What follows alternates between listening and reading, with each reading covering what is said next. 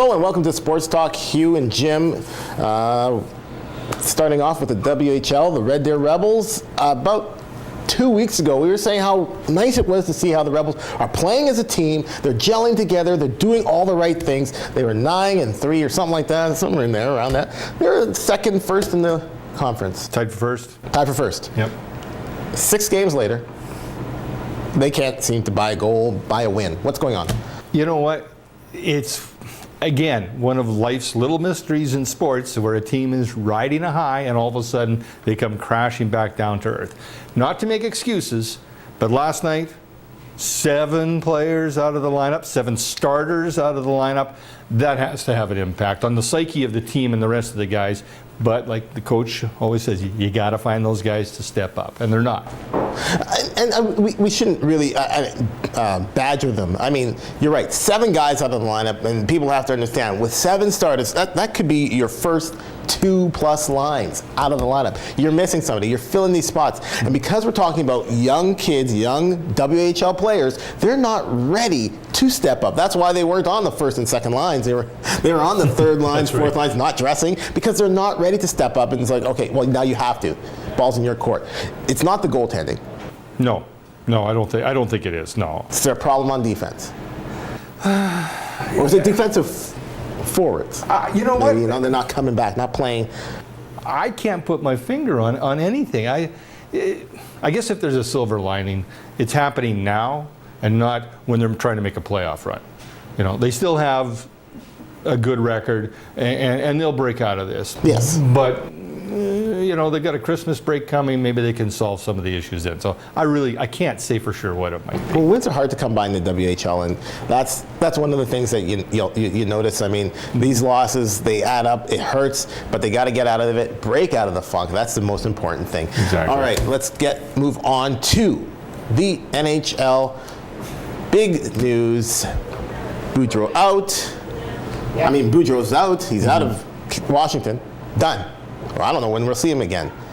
Carlisle's out. Boudreau's back in. Yeah, we saw him real quick. The Ducks have signed Bruce Boudreau as their new head coach and fired Randy Carlyle, who's been with them since ever, almost. Yeah, 6-7 years. A long time. Yeah. As head coach, he's been 4 or 5. Yeah. Yeah. So, I don't get that what is Boudreau the right decision to get the Anaheim Mighty Ducks playing more offensively? Because he's a defensive coach. He's like Hitchcock. They're not. I mean, and Anaheim is an offensive powerhouse. Is this a good move? That's a head scratcher. And I think if I was to go out and guess that maybe there's somebody within the organization that likes Bruce Boudreau, likes his body of work, and says, this might be the fit that we need. Randy's just not getting through to them.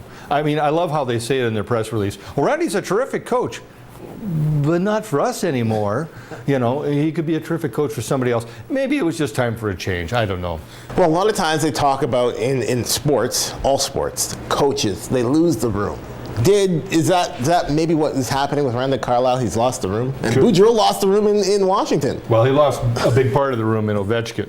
Yeah, that was. And Ovechkin seems to maybe crack the whip in that room, and the whip was taken right out of Boudreau's hands. They lost their first game back after the change from Boudreau. Yeah. That's not good. Yeah, that's not good. When you lose a coach the first time, everybody always says, that first game, they're going to come out pumped up, win that game for the coach, and laid an egg again. I bet you if you look back and see the day after or the game after a coaching change, it's probably 50-50 whether they win or lose. It's just a feeling that we have.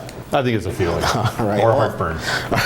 One or the other. All right, well, we'll see how that goes in Anaheim. Let's move on to the NFL, our picks for this week. We got a few games. Thursday night, one of my teams is playing. Not the team that is doing well, but the team that's playing. Philadelphia Eagles facing the Seattle Seahawks. Both teams are 4-7. Who do you think is going to win this game? Again, back to the NFL, trying to make sense of what you just can't make sense of. Because they're at home, and that 13th man, or 12th man, I should say. 12th man. I keep thinking Riders, 13th. Sorry, Riders. Seattle. Sorry, Seattle. Yeah, Seattle, I think, has got the edge because they're at home. Yeah, by the way. That's it. Saskatchewan, they can't count to 13. Well, a lot of teams can't anymore. Skip the 12, they go to 13. All right, well, I'm going to say in this game, I'm going to go with Seattle, I have to. I don't want to. You know, I love the Eagles, but I have to go with Seattle. They're gonna win this game. It's a home game. They're not a very good team, but they'll find a way to win. All right, moving on. Baltimore, Cleveland. You know, usually you look at on paper, 8-3 versus 4-7. Not usually a game that you're going to be worried about. Baltimore is a good team, solid team. They've won a few games without Ray Lewis, or one game at least without Ray Lewis, maybe two. Can they beat Cleveland in Cleveland, the place they moved out of? You know, because of the time of the year that it's happening, I'm going to say Baltimore can win. If it was earlier in the season when the Jekyll and Hyde thing was going on in Baltimore, I might go with Cleveland. But I'm going to say Baltimore this time. Baltimore. Colt McCoy is not going to be able to do it. No, he's going to have guys in his face all day. Okay, so Baltimore, I have Baltimore too. I don't think Cleveland's going to be able to win this game. Green Bay versus the New York Giants. The Giants lost Monday night. They're playing on a short week, but not really short, but 6 days. They lost convincingly to the New Orleans Saints. Can the New York Giants end the streak in Green Bay? Nope. You're shaking your head. No, can't do it.